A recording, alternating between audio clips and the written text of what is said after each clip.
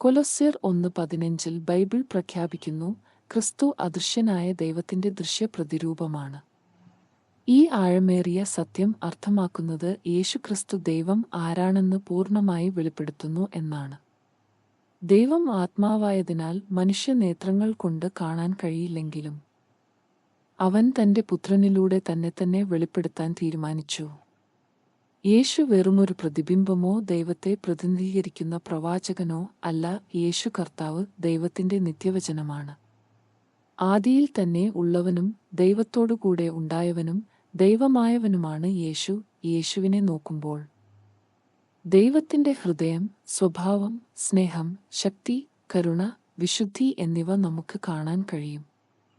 അവൻ സംസാരിച്ച ഓരോ വാക്കും, ഓരോ കാരുണ്യപ്രവൃത്തിയും, ഓരോ അത്ഭുതവും, ഭൂമിയിലെ അവന്റെ ജീവിതത്തിലെ ഓരോ നിമിഷവും ദൈവത്തിന്റെ സാന്നിധ്യവും ഉദ്ദേശ്യവും പ്രകടമാക്കി. ഈ സത്യം നമുക്ക് ആഴമായ ആത്മവിശ്വാസം നൽകുന്നു.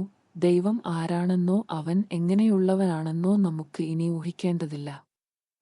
യേശുവിൽ ദൈവം നമ്മുടെ ഇടയിൽ നടന്നു. അവൻ തകർന്നവരോടൊപ്പം കരഞ്ഞു, രോഗികളെ സുഖപ്പെടുത്തി, പാപികളോട് ക്ഷമിച്ചു, മനുഷ്യവർഗത്തിനായി തന്റെ ജീവൻ സമർപ്പിച്ചു. അവന്റെ പുനരുത്ഥാനം മരണത്തിന്മേലുള്ള അവന്റെ ദൈവിക സ്വഭാവവും ശക്തിയും തെളിയിച്ചു.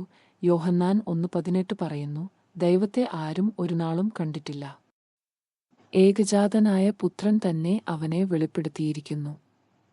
യേശു ദൈവത്തിൽ നിന്നുള്ള ഒരു ദൂതൻ മാത്രമല്ല, അവൻ മനുഷ്യശരീരത്തിൽ ജനിച്ച ദൈവമാണ്. യേശുവിനെ അറിയുക എന്നാൽ ദൈവത്തെ അറിയുക എന്നാണ്. അതിനാൽ ക്രിസ്തുവിലുള്ള നമ്മുടെ വിശ്വാസം നമ്മെ പ്രപഞ്ച സ്രഷ്ടാവുമായി നേരിട്ട് ബന്ധിപ്പിക്കുന്നു. നാം അവനെ പിന്തുടരുമ്പോൾ നാം ഒരു മനുഷ്യനെ പിന്തുടരുന്നില്ല, മറിച്ച് നമ്മെ രക്ഷിക്കാനും അവനിലേക്ക് പുനഃസ്ഥാപിക്കാനും വന്ന അദൃശ്യനായ ദൈവത്തിന്റെ ജീവനുള്ള പ്രതിച്ഛായയാണ് പിന്തുടരുന്നത്. ദൈവം ലോകത്തെ ഇത്രയും സ്നേഹിച്ചു, തന്റെ ഏകജാതനായ പുത്രനെ നൽകുകയും ചെയ്തു. അവനിൽ വിശ്വസിക്കുന്നവൻ ഒരിക്കലും നശിക്കാതെ നിത്യജീവൻ പ്രാപിക്കേണ്ടതിനു വേണ്ടിയായിരുന്നു അത്.